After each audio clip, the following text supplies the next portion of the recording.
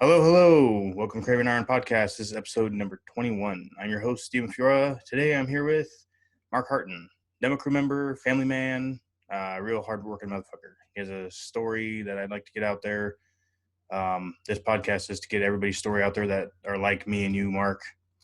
How's it going? Yep. It's going good. Back to work this week, Monday through Friday, so things are in the grind. Yeah, and you work nights, don't you? Yeah, I work nights as a freight supervisor for Lowe's. Nights suck. I worked graveyard for a while, and you never get used to the sleep pattern. Yeah, I don't really have a sleep pattern. I typically get off 5 or 6 or around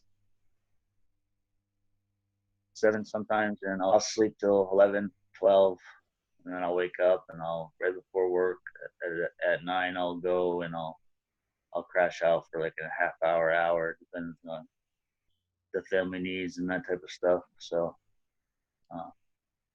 then I live off Bang energy drinks to get me through the morning, so. Yeah, I was living off of fat burners. I was living off fat burners. It was a hydroxy cut. I take them.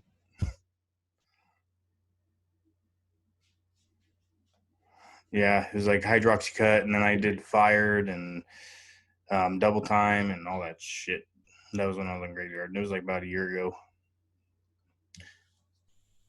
Yeah, I've done nights a couple times. I worked at a foundry on a night shift. I worked at a finger joint mill on a night shift. And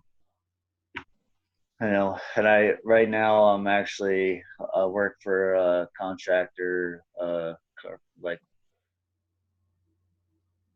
rough carpentry contractor, maybe 2-3 days out of the week as well. So depends on the needs. Double whammy then. Yeah. Are those the days that you're not working nights that you're doing that, or what? No, I just, it's right with the shift. No matter what, if he needs me, I'll go. So I just get up accordingly. Sometimes I get off right at 5:30, 6 o'clock, and then he'll be here to pick the crew up at 7. So then we go right out. So some days get pretty interesting, but yeah, and those are 8-hour shifts as well, right? Yeah, it's 8-hour shift. I do like most of the, just rough carpentry stuff, but mostly I'm basically just there to carry heavy shit around, Yeah. Well, you're taking pick your 16 to a whole new level on that one, doing double jobs. Yeah, that's summertime work. I do that, I can. It's just lucrative. It's good money. It's I can make $2-3 grand in a couple of days, and put some savings away, and That was pretty good. on piece rate and stuff like that, and jobs and what I've been working with a guy for quite a few years, so yeah. Got all a right. good deal going on. Yeah. So Mark, what's your backstory? Where'd you grow up? Where are you at now? What'd you do in high school? I know we talked earlier, and you said that you didn't have much sports in high school, but you did power lift and you guys. Let's hear your story, brother. Yeah, didn't have conventional sports other than basketball and soccer. We had no football teams. All the football teams were in the northern part of the state and southern part of the state. I'm from Maine. I live up here in Prescott, Iowa. It's 35 minutes from the Maine border. Your video, I don't know, the video and that was cutting out there for a second, just to let you know. Yeah, you're kind of quiet on my end. It looks like it's better now. Okay. So I grew up a little further south than where I live now. It's about an hour and a half. It's in a small town, Allen Falls, Crystal area. Addition's like 250. My graduating class was for high school 20 years ago was like, almost 20 years ago now, I guess. 15 years ago, but it was 33 kids, Really? 30 of which graduated. I joined the powerlifting team and the weightlifting team because I got picked on quite a bit. I'm 5'5", but I like to say I'm 5'6". I was like maybe 120, 130 going into freshman, sophomore year, and pretty scrawny. And I remember getting picked on quite a bit. So I got into powerlifting and weightlifting. Got a hold of it real hard. Did it after school programs, a couple hours every day. Actually ended up succeeding pretty good with the powerlifting. The wrestling I just enjoyed to toss people around as hard as and heavy as I could. Yeah. What was your numbers? At the end of it, in junior year, I achieved 1200 club. It was a competition, 355 bench, 455 deadlift or squat, and 505 deadlift. So, especially for your height and your weight, that's yeah, at the time the body weight was at 155. So that was pretty good, but that was, it's competition with the suits and everything. So yeah. Yeah, and you did a bench suit, right? Not a slingshot. yeah, the bench suit. Yep. Yeah, and yeah, like I said, like we talked about earlier, I have a slingshot, and I think they're uncomfortable as fuck. But I mean, they work if you want to push around heavier weight than you can without it, I guess. But haven't tried a bench shirt. The bench shirt is, I had used the older ones. They have a little bit different ones now. They're more like a tank and that type of stuff. But I had the ones that slip right over. It's just like it keeps your arms straight, and I mean they have those still too, I think. But I haven't powered 8 or 10 years at like I used to. I do more of high volume kind of training now.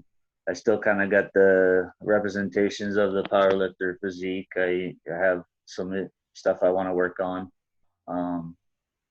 But I've stayed consistent with the workout programs for, pretty much 20 years now.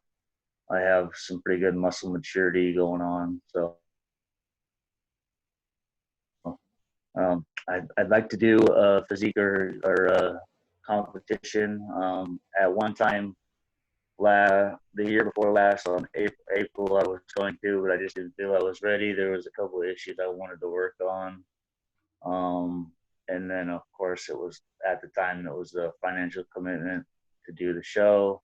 And then the following year, I was going to do it, and I still wasn't quite. I'm real critical on myself, so I wasn't felt. I'm always figuring like there's so many things I can work on. I'm critical of myself, and I probably just gotta probably just take the leap and just see how it goes, and maybe get some pointers. See what I do. But what I see is I got some issues I got to work on. So Yeah. I probably would do pretty well because of the size that I carry around. Right now, I walk around at 196 at 5'5". So Yeah, that's not bad. That's a lot. Well, I mean, it's been 15 years, but a lot heavier than you are or you were last time. So you probably end up pushing a lot more numbers. Yeah, I've played around with some of the heavier weights occasionally throughout the years. The most I ever, for like the highest numbers I've ever achieved was 365 on the bench. I ended up doing a 545 on the squat. But that was incredibly rough. I didn't think I was going to get it, but it was nice and deep and everything. And had a good setup and a good squat and everything. Deadlifting, I don't go too incredibly heavy. I usually do working weights now regularly with like 455 or 405 or so. I haven't gone much higher than that lately because, as you get older, it's always fun. Yeah. I'll be 36. I'll be 36 in November. Oh, nice. So, what's your work history? I mean, I know you're working two jobs right now, but you said you were in high school, you power lifted, and you did wrestling. Where'd you go from there? Yeah, from there I joined the military. I did 4 years as a 63 Bravo light wheel mechanic. Like I said before, I think they merged the two now. This was in 02 to 07. So then after the military, I moved to Oregon because I met my first wife there. I had my daughter. Uh, that went on till about 2012, but shortly after she was born in 05, 04, she was born with a pituitary gland deficiency, and it was, there's a lot of stuff. She had to have daily growth hormone shots. It made her legally blind and everything. There was some real hard stressors there. I didn't take it very well. I didn't handle it right, probably hindsight. But I kind of got myself into some trouble for a little bit. I ended up actually doing 5.5 years in prison on the federal system. But I made the best of it. I got into it. They had a good program for work stuff. I stayed lifting. I stayed out of the drama. Got caught up in it a few times, just because it's the situation, that you face in that environment. Everybody tries to test your limits. So Yeah, and I work in a prison. You got the prison politics, the inmate politics, and that you kind of have to go by if you want to survive on the yard, pretty much for 5.5 years. yeah, I kind of found out though that I'm kind of just basically a no bullshit guy. Like I didn't take no lip from anybody else, and I was just like, I'm not dealing with that, or whatever. And I got in a couple scraps occasionally, and The bathroom brawls. yeah, whatever. A couple of those, couple little bit of time in the isolation, the shoe, and I just stayed working out, stayed focused. I lost a lot of contact with my family most of the time because I didn't talk to, because of the whole money on the books situation and funds and that type of stuff with working. Because I think it was something foolish like 25 cents an hour or something that you got when you worked on there. I No, can't it's the remember same now. Yeah, it's the same now. Yeah. So like commissary was like what, $40 for like the month or something. So Yeah. I made sure I had my tuna, my oatmeal, and my peanut butter and Top ramen. top ramen together and just cranked it all out. So, Honey buns. yeah, You're the whatever you could eat. That's a majority of my weight that I put on. I was there. I just stayed heavy. I do for legs and stuff because we had some free weights on some places that we went, like the FCI that I went to after 2 years. It was it's Lompoc. It got cycled down to an FCI in probably that was 2008. So they have free weights still, so that was pretty cool. But other than that, I just did lunges around the whole yard for like however much time we had yard. And I do burpees and push-ups, and I stayed in pretty good shape, and I ate a lot. And I walked out of there at 208. But I was chunky, but I was thick. So, but I like to just not deal too much with thought processing on that time of my life. It was just something I went through, and something that I kind of just want to, I got out in 2012, and I had a job with the pavement company that I worked for before that. In 9 days, it took me to do the clearance stuff to get a job. So I had a job. I did that for about a year, and then I went to wind school.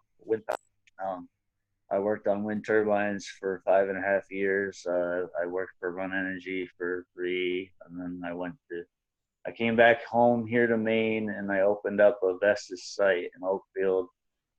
It's 28 turbines, 3.3 megawatt. That was fun. That was a real fun job. Being able to, you got to start your day with climbing 350 feet. So. Yeah. No, I knew a buddy that did that. He was a millwright for the union. Yeah, union work. Yeah.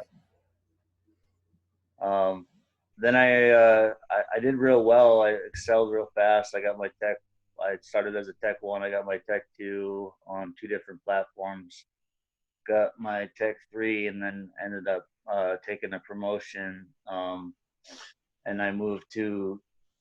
I'm gonna probably butcher it for people that are from Pennsylvania, but it's Trevose, or it's right there by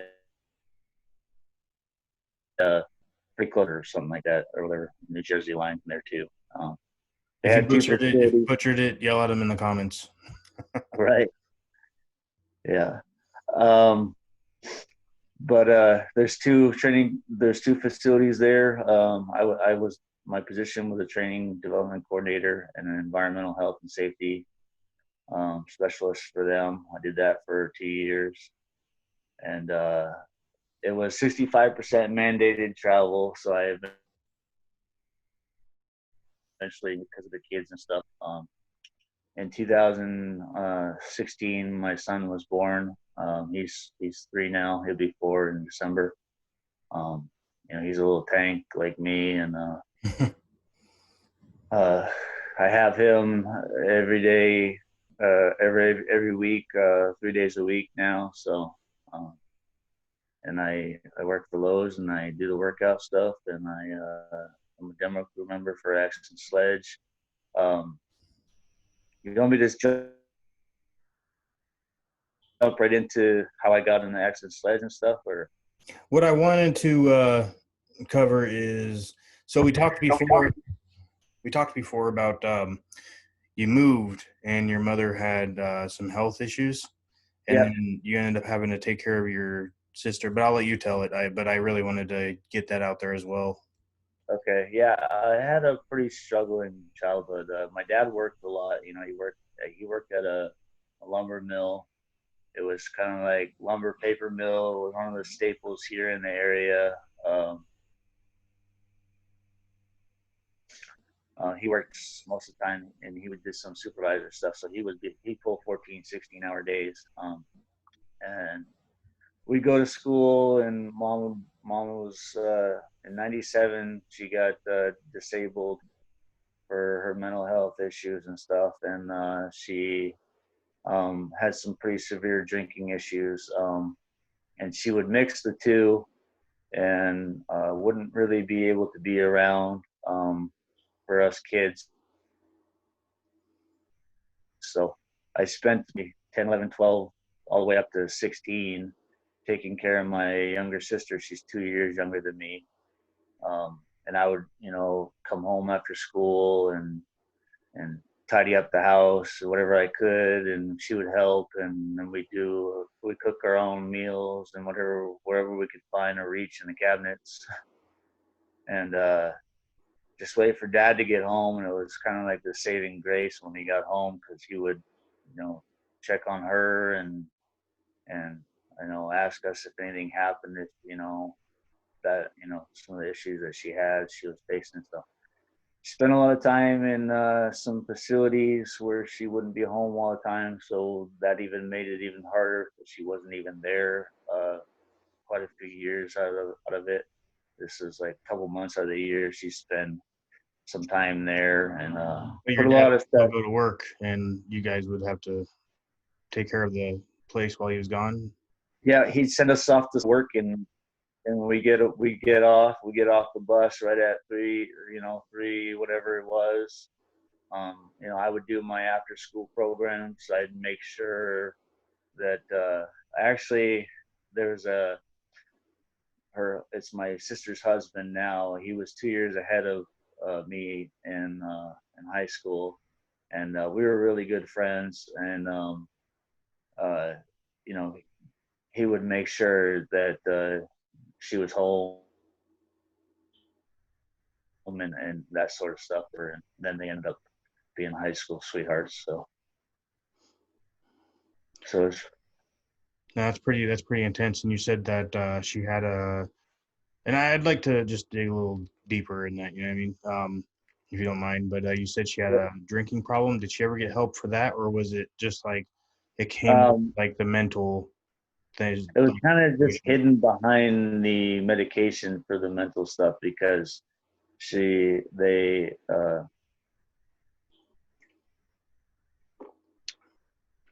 was kind of just hit. I don't talk to my mom anymore. I haven't talked to her in probably the greater part of 5 years. My dad, after we all moved out of the house, I was 21. My dad divorced, got remarried. I look at my stepmom more than I do as my mom, because it was just a lot of stuff. There was some with the mental health illness. There was some suicide attempts and stuff. Actually, one time I found her with her brachial arteries cut on the floor of the bedroom, like from school one day. I was 14 years old. So as a kid, that's gotta be pretty rough. I had to call the dispatch line, get a hold of Dad, call the ambulance, make sure my sister was out of the way, set her up in her room, and got her to play with her dolls, whatever. Hold on one second, brother. You're quiet again. Yep. Oh, no, there you are. I don't know what happened. Anyways, you were saying that you had to call dispatch. Yeah, I called the dispatch line for the lumber mill, and they got a hold of Dad because they can just get a hold of him on the walkies. And they let him know, and I called the ambulance. I told them to let him know I was calling the ambulance, and they rushed her, and she was admitted for like 7-8 months out of that year. So. Yeah, and how'd you take care of your sister during all that? We just kind of grinded out the same process. I was used to it by then. I would make sure that she would get on the bus with me at 6:45, 7 o'clock to school. I'd bring her to her classes, and we just kind of, she kind of got some popularity. She's a pretty girl, so she got some popularity after she broke the high school stages. So it got a little easier for 14 years old, because she was always doing her own thing, and we were just both really independent. But every night we'd have an issue or something happened. Dad would sit us down and kind of explain like what was going on, and what we were doing was not okay, and what we had to put through was just to kind of keep doing what we were doing. We were doing good, and he was proud of us and that type of stuff. That had a big impact on how you handle things. If you have that positive reassurance, you don't get caught up in what's actually going on. And obviously your brain kind of blacks stuff out after a while. Like oh, it's happening again or something, so Yeah, like here we go again. Yeah. yeah. Yeah. So is that the only time you saw your mother do that, or did she like try to do it multiple times? Yeah, a lot of times she tried a couple more attempts. Uh, one more attempt with cutting, and then one more or two more attempts with some pill attempts of some sort. So it was a constant. So probably a total based on what was happening, like 5 or 6 times as I grew up. So Yeah. And how do you have any like uh, that's pretty intense as a child. Do you have any advice for anybody that's dealing with that like now or has dealt with it as a child? uh, just make sure you have your positive impact. If you have another family member around or close families, just make sure everybody knows what's going on, and kind of be honest with everybody, and seek help if you need help. I saw, Dad put us a couple of times into some counseling just to like get it off, make sure we weren't holding on. I think the biggest thing is just don't hold on to it. Don't make it a hatred thing. Don't make it like a personal attack on you. It's just there's some evil stuff in the world, and you just gotta, people have issues. Everybody copes differently, and you gotta find your niche, and you gotta dig in and set your heels and go for it. Yeah. Well, that's cool. I mean, well, it's good advice right there. So how'd you It kind get? of, Sorry, go ahead. well, I was just gonna say it definitely built the character that for the person I am today. Like I whatever punch comes my way, I just kind of deal with it, and kind of just do the best thing. I stay really, really level-headed, super calm guy, um, and I kind of just attack it with a strategic plan, and then kind of just Yeah. Yeah. So how'd you get into Action Sledge? You're a part of the demo crew now, and I know you power lifted back in the day, and you're pretty consistent with your workouts now. But how'd you get into demo crew? How'd you like meet Action Sledge? yeah. I Action Sledge. I met them. Probably was it probably almost a year and a half ago. But I followed. I used to get scripts for muscular development, and I followed as soon as he got on the cover there. I think it must have been like '04 or something, '05 or something like that. He was on the cover. I don't know the Yeah. exact So date. So as soon as I seen him on the cover, I used to follow him like Mark Dugdale, Seth Rossi. Um, I did. I followed Flex back in the late. As soon as he came on board, I followed both Flexes eventually, Lewis and Wheeler. yeah. And then I kind of just identified with Seth and those type of people that had the kind of frame that I had, and you could tell that they were just hard people, and put the work in, and I just kind of looked for that type of um, identifiers, and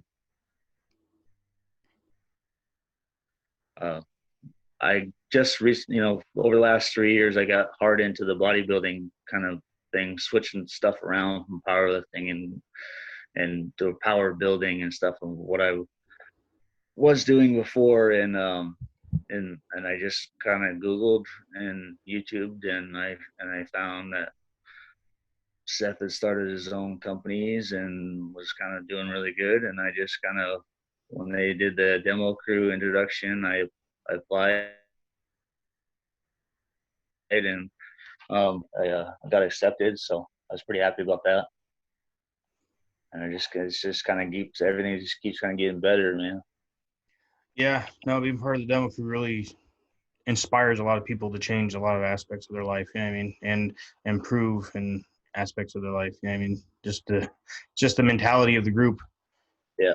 You know. Yeah. I like a lot of the guys in the group now, and I talked to quite a few of them here and there, and so I'm real happy with it right now. So. Hell yeah. So what we do is I post this on the Demo Crew Facebook page and Action Sledge Facebook page, and then I get questions from individuals. I get questions from the Demo Crew members and just people that follow Action Sledge product. But I like to dive right in on that. We've got some good ones here. Okay.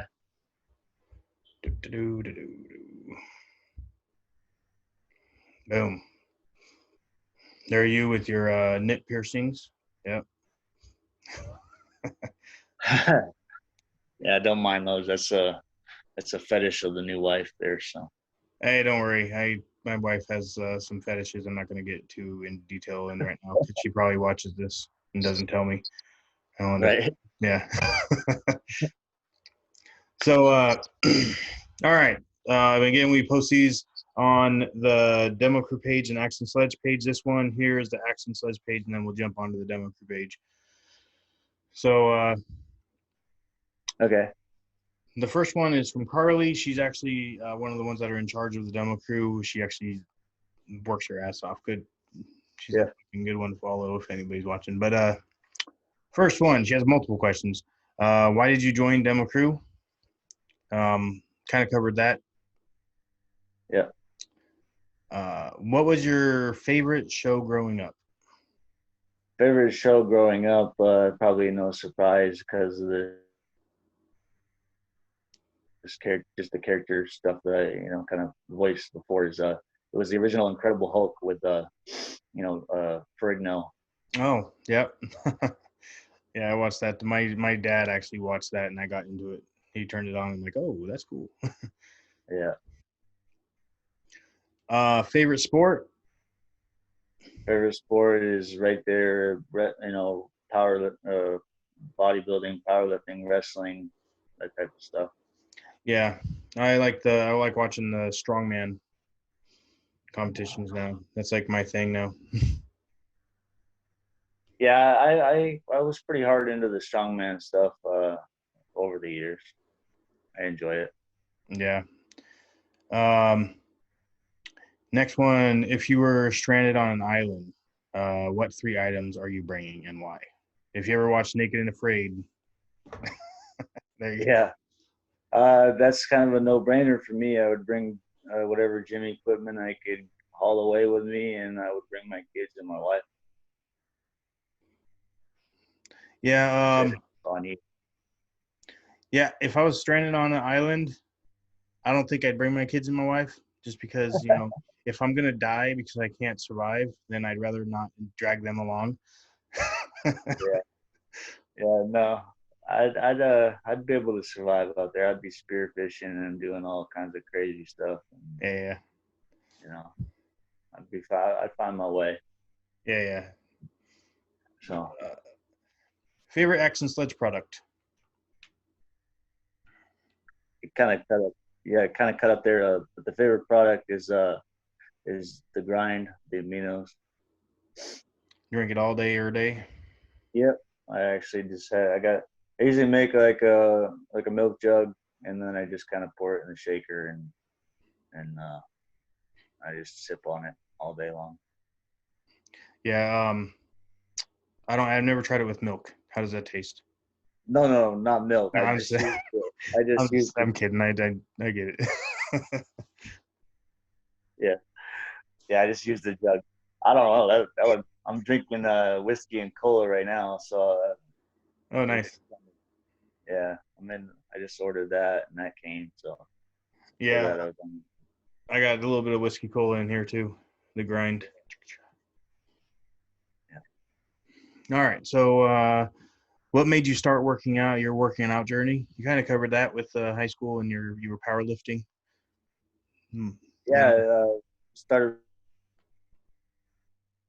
working out because I got my I got my ass beat in school. I remember being dragged around by my ankles around the gymnasium by 2 or 3 people that, just thought they were gonna have fun with it, and I was like, I'm not dealing with this anymore. And my main class before all that was like physical education class, like gym class. I love gym class. I would be one of the kids up there trying to climb the rope all the way to the top and do the pegboard and, do all the push-up counts. I actually had my name on it. My school did a plaque. My gym teacher did a plaque, and for every type of achievement that was, whatever, something, he would put it on there, put our body weight, put our counts, put our numbers, and it stayed up there to this day. I go to the school there. My name's still on the board for 4 records. No dang. Yeah. So I think I'm on the bench record at my high school, and maybe the squat record. All right. Oh, I think I skipped one. Oh, what's an interesting fact about yourself? I would probably just say that the interesting fact about myself is that if you met me on the street, you probably wouldn't think that I, went through as much as I did. I kind of I'm real calm, and I carry myself pretty good. And I've had a lot of people say to me like, "Oh wow, I didn't think you." And, a lot of people that go through that type of stuff, they're a lot harder, they're meaner, and they have a lot of hate carrying around with them. And I guess that's probably just an interesting fact is even though I went through all this stuff as a child and an early adult, and just kind of continue to go through life, I don't carry around hate.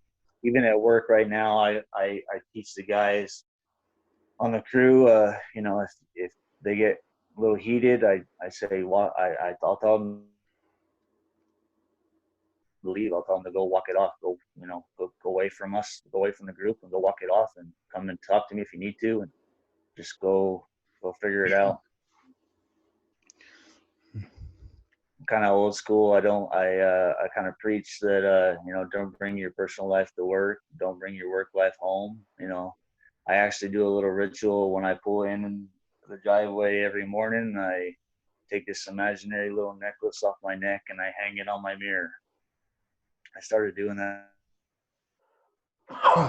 about 6 or 7 years ago.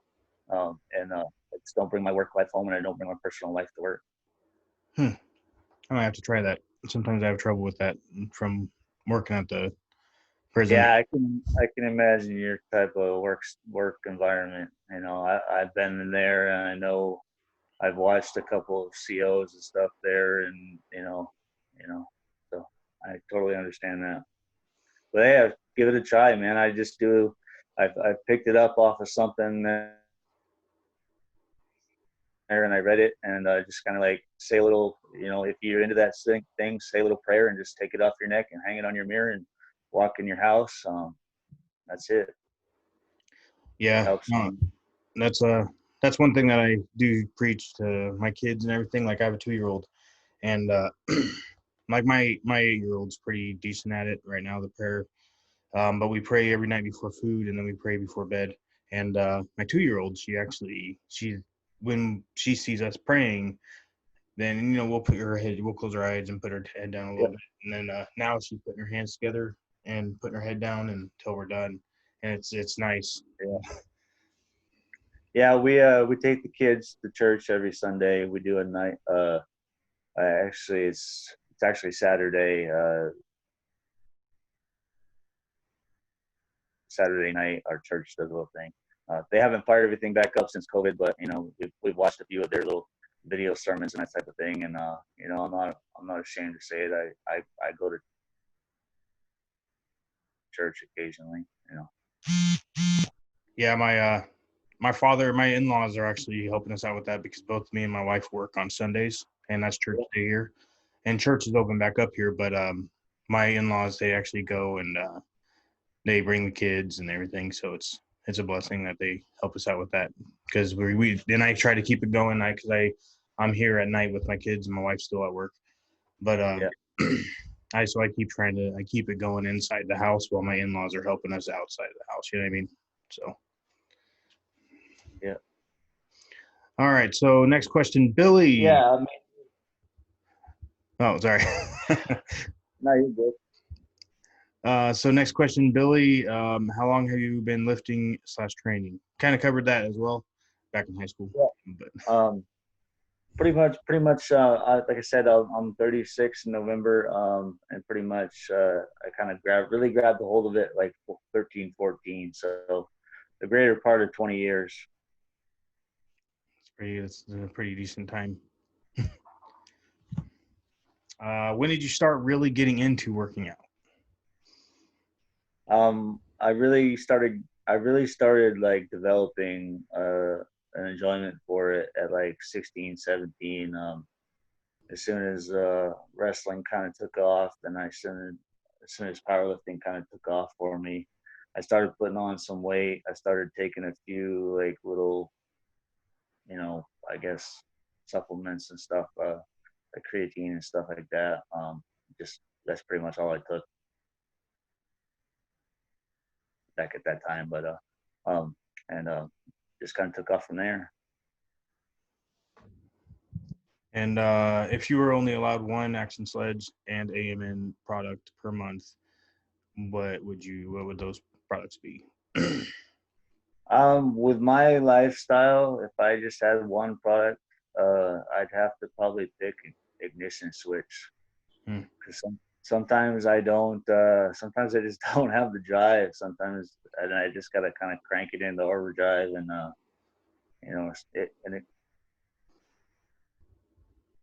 so it's kind of depending on what workout I was doing. It'd be ignition switch or seventh gear, which I haven't used a whole lot of seventh gear yet because um, I'm pretty hard on my legs anyway, and I got a pretty good leg structure. So I usually get into the leg workouts a lot more than I do the other stuff.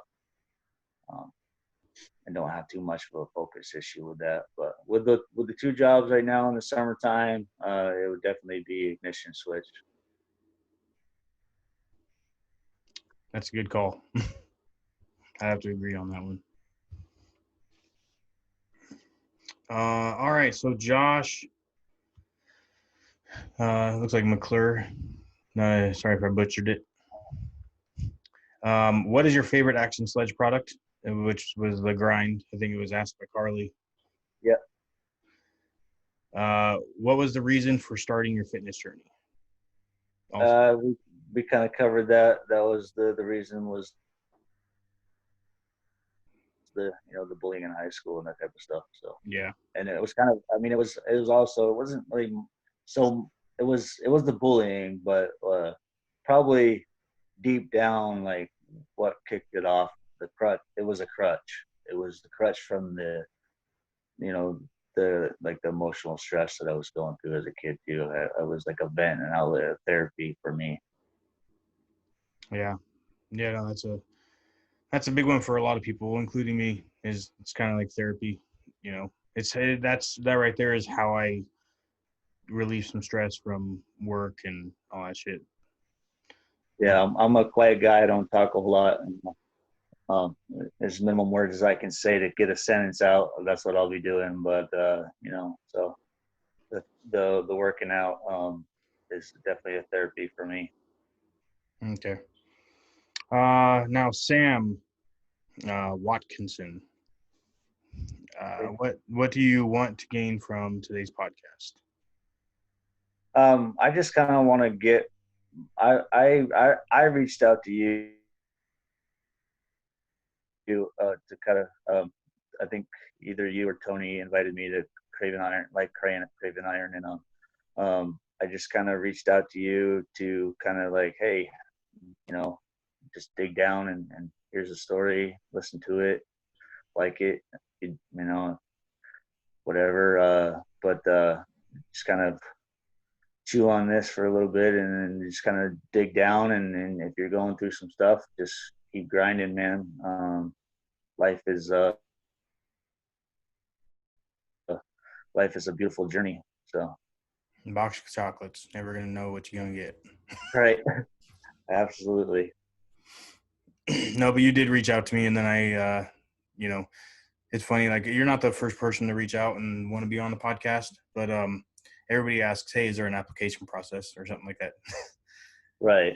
It's like, no, just. But when you told me your story, your little backstory, I was like, oh man, this guy's pretty fucking. He had an intense life, Yeah.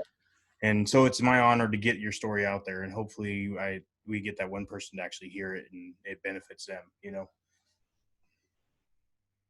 Yeah, and by all means, I kind of just want to say, if anybody's, if you're watching this, just kind of like if you want to shoot some comments or just kind of if you're going through some stuff, you need someone to talk to, shoot it, man. I'll not a problem. I kind of enjoy that type of thing. I don't have a lot of social interaction where I live. It's kind of a dense population. I discussed that Prescott was like 1,250 people, and so I kind of got a select group of friends, but I lean on Action Sledge and Demo Crew and CRAV'IN Iron and that sort of stuff to if anybody has some questions, just shoot them out.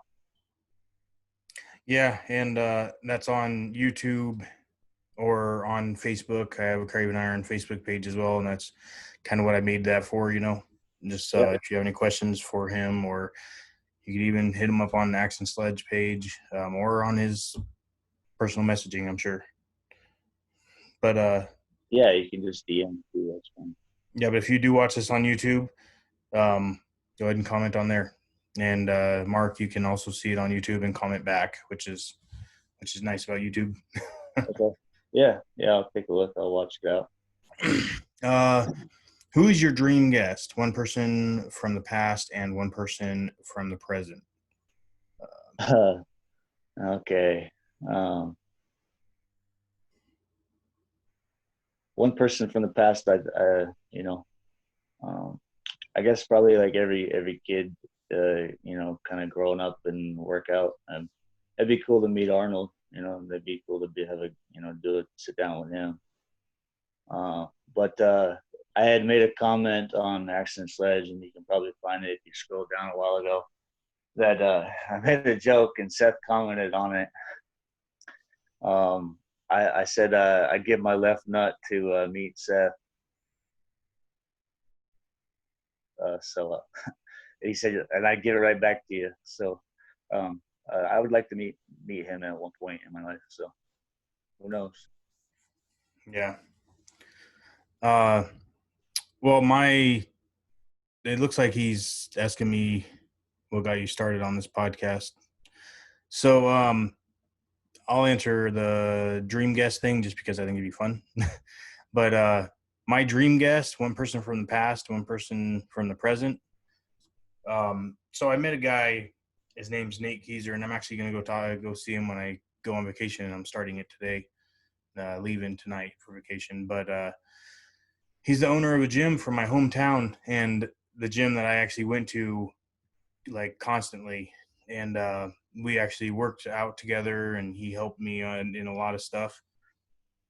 But anyways, it'd be cool to have him on as a guest. But from the present, obviously it's going to be Seth Ferrosi. But what would really be cool is if we could have like a whole bunch of Demo Crew members and Seth Ferrosi on there, and let's just sit here and bullshit. So, yeah, that would be cool. Yeah, and I'm gonna try to get that in the works. But I mean, Seth is a very busy guy, and he has his own podcast, and we'll see how it goes. Yeah, maybe in the future. But what got me started on the podcast? I was at work, and I always talk about working out with a couple of my coworkers, and I was a sergeant at the time. Now I'm a lieutenant, but one of the sergeants came up and said, "Hey, every time you're talking to a whole bunch of people, like they're all listening and all that stuff, I think you should start a podcast." And I was like, I don't know, that sounds kind of dumb. So yeah. So I ended up saying fuck it, and me and the first 4 or 5 episodes, it was just me and this guy that I grew up with from California.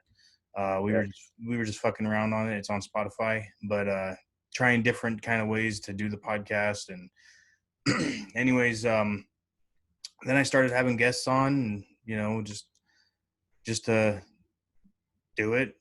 And then I think my best podcast that I started with that made me say, oh, you know what? I think it's social media ready is Tony Davis. I think I want to say it's like episode 7 or something, but that was like the first demo crew member and my first podcast. I was like, okay, you know what? I think it's good enough to put it on social media. Yeah, I talked to Tony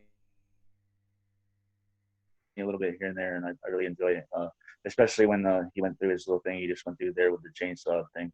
I made a comment that hit. That's a tough dude right there, man. I don't know. So. Oh, he's working his ass off right now. It's like, holy shit, dude. It's like it never happened, and it just happened like what, a month ago, if that. Yeah, man. I something like that.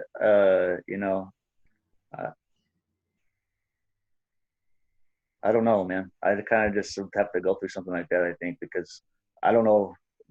Something like that would probably crush me for a little bit. Yeah, he bounced right back, and I was real impressed. Yeah. No, Tony, you're a hardworking motherfucker. That's why I call him Teddy Bear Tony. He's the toughest teddy bear I ever met. Right there, you go. Let's see. So who was you influenced by before you found Action Sledge, and do companies both compare, or I can't read, sorry, and do both companies compare against each other? So were you influenced by one company and before you found Action Sledge, and how does Action Sledge compare to it? No, I mean, my only other company that I kind of just did the cheap route, man. I kind of just did the Walmart thing. I kind of just did the Walgreens, whatever supplements they carried that yeah, I wouldn't order anything from anybody specific. I would just look at labels, and I know what I don't like and I know what I like, and I know, I kind of do some research on some of the stuff that they put in some of the things for the different companies, and I kind of just try to be smart about it. But I knew that Seth, and especially once I did some research on Dean and what he did, what he's done over the few years, and I know he has a big role in that company. Other than that, I don't know too many other people in the company right now by names, but I know that if they were going to put out something, they were going to put out a good product. So I do follow like a couple others on Facebook, like Chris Gethin and Dana Bailey, but that's about it. Yeah. All right. So that was the questions from the Action Sledge page. Now we're going to go to the Demo Crew page. People posting shit. Okay. There you are with your nip piercings again. Same post. All right. So this is Nat Lyons. By the way, Nat Lyons, you're killing it. Keep fucking going. Fucking A. Yeah, I've been watching him. He's killing it. He just popped up out of nowhere. Like, holy shit, who is this guy? And he's running like fucking 7 miles a day and shit. Hey, better you than me, man. I don't run 20 feet. I'm not like a Clydesdale when I run. I feel like my bones and my ankles are gonna snap right off. But all right, so this question's from Nat Lyons. This is again the Demo Crew page. It's all Demo Crew members that are asking these questions. But what's your greatest accomplishment in the gym? The greatest accomplishment in the gym would have to be that 1,200 plus number that I achieved when I was in the high school ages. At that kind of body weight, even though it was with competition and suited and everything, nobody touched it for a number of years. And I think actually like nobody's even touched the bench at the school since then. So and I had some competition throughout that time, a couple other kids that were in there, and it was a big thing that was looked up to, those numbers that I achieved at that weight. Corona. Twice. All right, so let you drink some fluids. Yeah, hang on.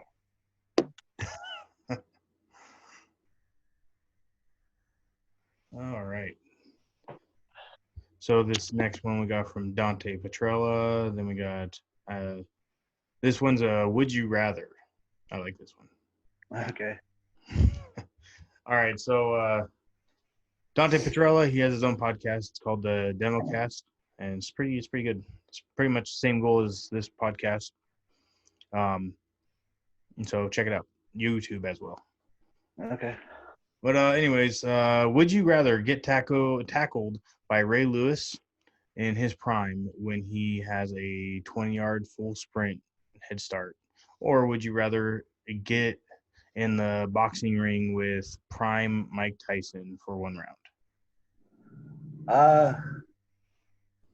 Oh man. I think either way, I'll probably either get the wind knocked out of me or knocked out. So I'll probably go with Ray Lewis tackle. I think I would go with Tyson. Yeah, I don't like to be hit, man. I did when I lived in Oregon for a little bit. I actually did some amateur, MMA stuff. I trained at Team Quest for like a year or two, and I kind of I stopped doing it because I kind of discovered that I did not like getting hit.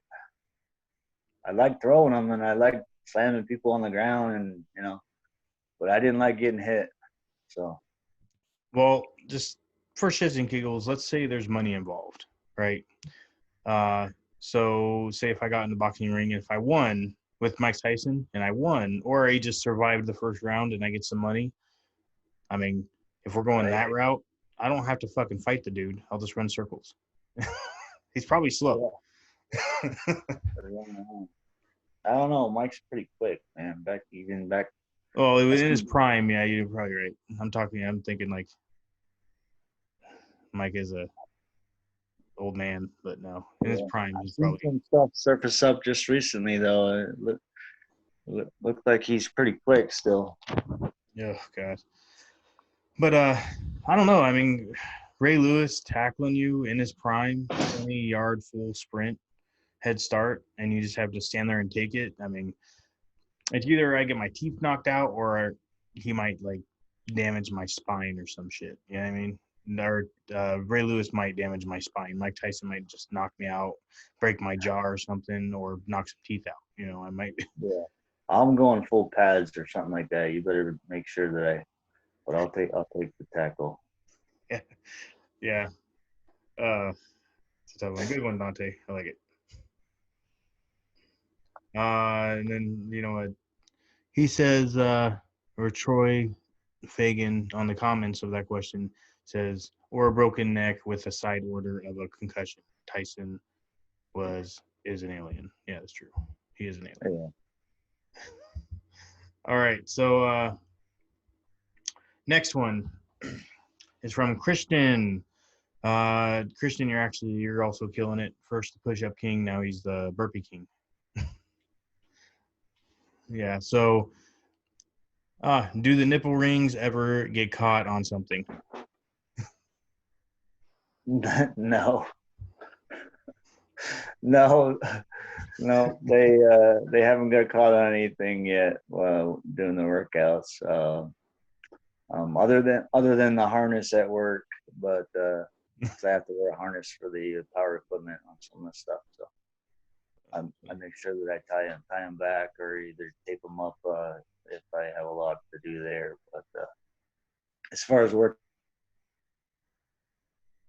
out now, they don't get caught.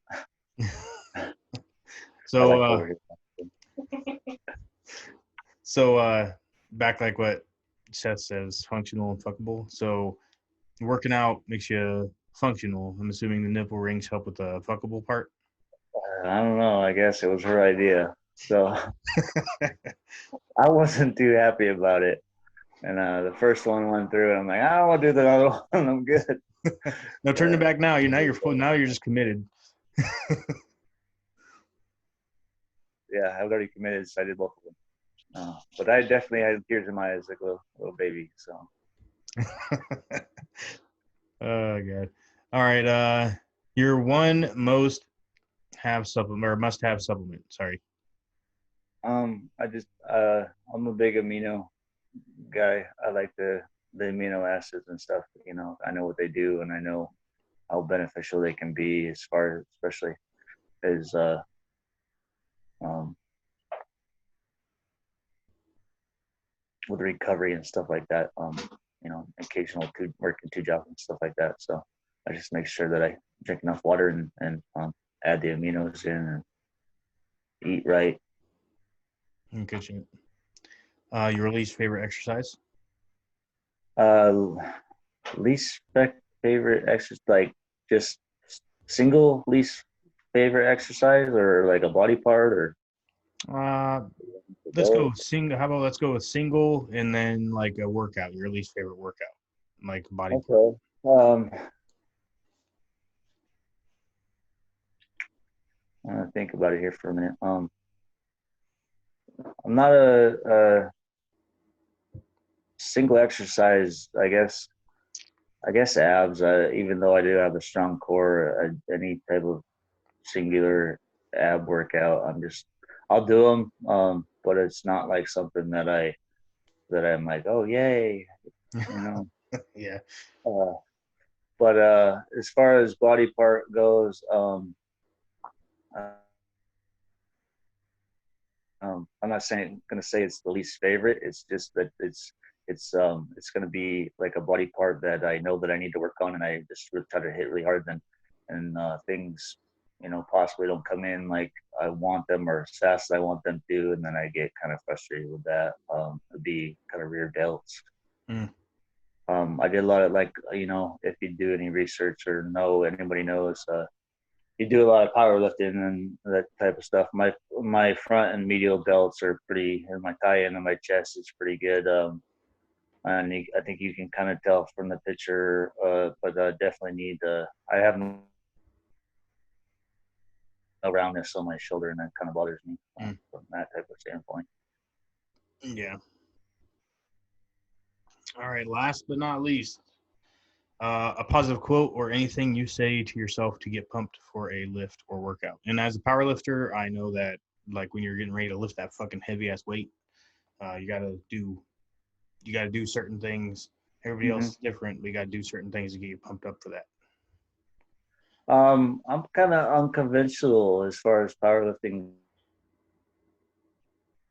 goes for that type of thing. I kind of would just do like the thought processing stuff with the self-talk. I didn't do any like funky little rituals or slap myself or anything like that. The other stuff that I've seen, or yell or screech or whatever.